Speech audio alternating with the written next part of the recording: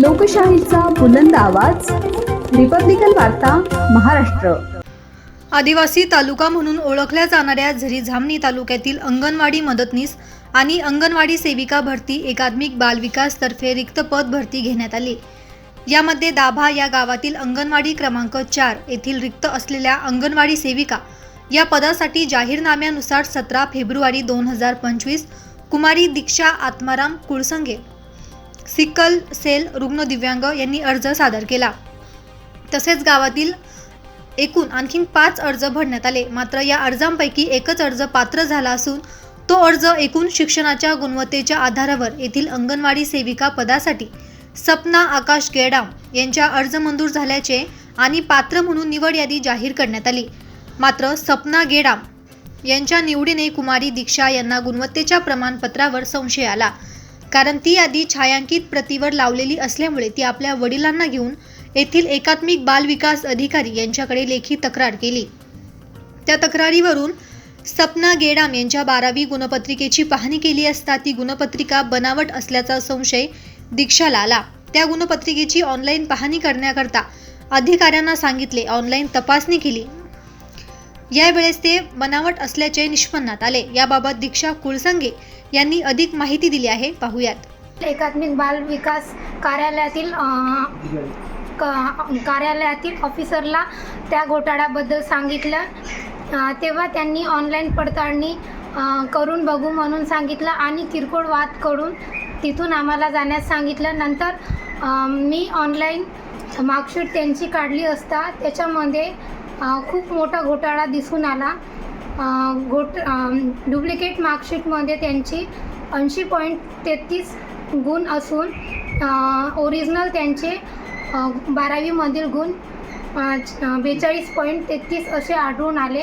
त्यानंतर मी ते online print काढून एकात्मिक बाल विकास कार्यालय झरी-जामणी येथे कार्यालयात नेऊन दिले असता त्यांनी आम्ही यांची शहानिशा करू असे म्हणून आम्हाला तिथून जाण्यास सांगितले।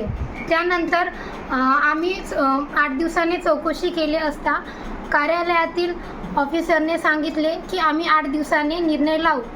त्यानंतर 8 दिवसानंतर पुन्हा आम्ही जाऊन चौकशी केल्या असता ते 8 दिवसांनी कळू असे उडवाउडवीचे उत्तर देऊ लागले।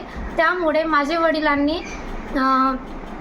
मुख्य कार्यकारी अधिकारी यवतमाळ येथे जाऊन CO यांना लेखी पत्र देऊन या गोष्टीची शहानिशा करण्यास सांगितले आणि मुख्य कार्यकारी अधिकारी साहेबांनी एक टीम निवडून त्यांना एकात्मिक बालविकास कार्यालय झरी-जामणी येथे चौकशी करण्यास पाठवले।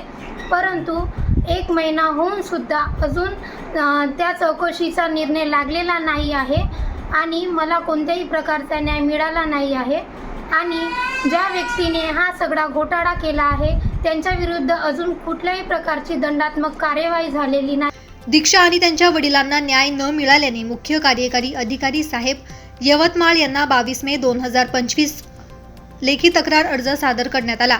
या लेखी पत्राला पाहून यावर लगेच मुख्य कार्यकारी अधिकारी साहेब यांनी एक पथक नेमून याची चौकशी लावली।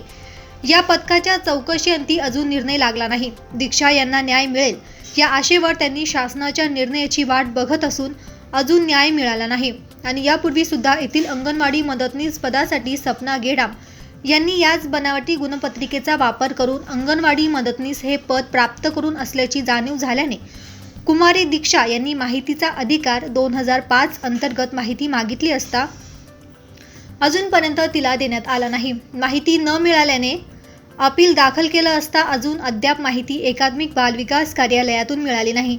शासनाला फसवल्याबद्दल सपना गेडाम यांच्या विरुद्ध दंडात्मक कार्यवाही करून रुजू असलेल्या अंगणवाडी मदतनीस या पदावर याच खोट्या गुणपत्रिकेवर कार्यरत असून अजून त्यांचा तपास घेऊन सपना गेडाम हिला निलंबित करून अजून तिच्यावर कोणतीच दंडात्मक कार्यवाही झालेली नाही। शासनासोबत एवढा मोठा घोटाळा करून सुद्धा अजून शासन शांत बसून आहे। मुख्य कार्यकारी अधिकारी यांच्याकडे पूर्ण घटनेची पारदर्शकता असून न्याय देण्यास एवढा विलंब होत आहे। योग्य न्याय न मिळाल्याने नाईलाजाने दुसरा पर्याय कुमारी दीक्षा आणि तिच्या वडिलांनी आमरण उपोषणाला बसावे लागेल असा इशारा दिलाय। रिपब्लिकन वार्ता न्यूज महाराष्ट्रासाठी केळापूर प्रतिनिधी Hanuman लसंते, Yavatmal. Subscribe now and press the bell icon. Never miss an update.